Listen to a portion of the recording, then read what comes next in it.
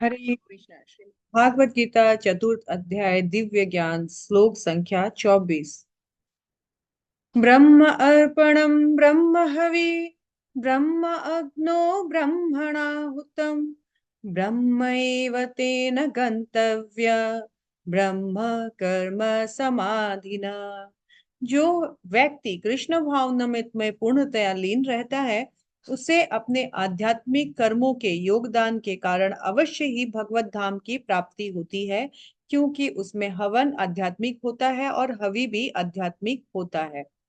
यहाँ भगवान बोल रहे हैं जो व्यक्ति श्री कृष्ण भावनामृत मतलब भगवान के निमित्त अपनी चेतना को सदैव लगाए रखता है, वो जो भी कर्म करता है उसके कर्म आध्यात्मिक कर्म हो जाते हैं और इसके कारण वो इसी जीवन में कर्म करके बंधता नहीं है बल्कि छूटते हुए भगवत धाम को प्राप्त होता है। क्यों?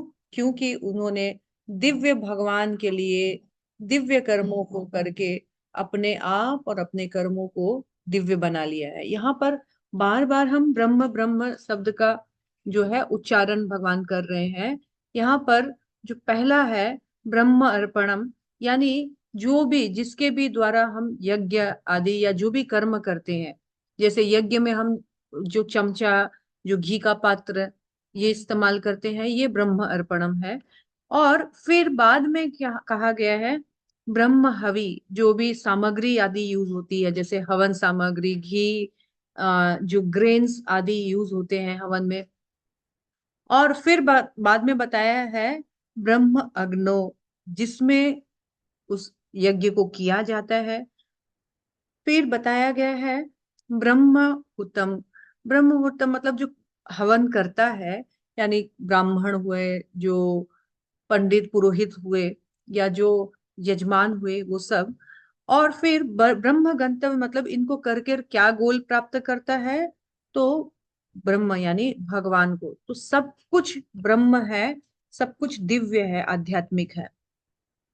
यहाँ भगवान बता रहे हैं कि इस प्रकार भगवान के अर्थात यदि हम कार्य करते हैं तो देखने में वो कार्य न साधारण कार्य हो सकते हैं, लेकिन क्योंकि दिव्य भगवान के लिए करते हैं तो हमारे कार्य भी दिव्य हो जाते हैं। जैसे एक छोटी सी चम्मच को यदि आग के संपर्क में रखा जाता है तो चम्मच भी गर्म हो जाती है, यानी चम्मच में भी आग के गुण आ जाते हैं। वैसे ही हम साधारण जीव यदि दिव्य भगवान या भगवान के भक्तों के संग में आते हैं तो हम में भी दिव्य आध्यात्मिक गुण आ जाते हैं और हमारे कर्म भी दिव्य हो जाते हैं और दिव्य भगवान को प्राप्त करते हैं। हरे कृष्ण।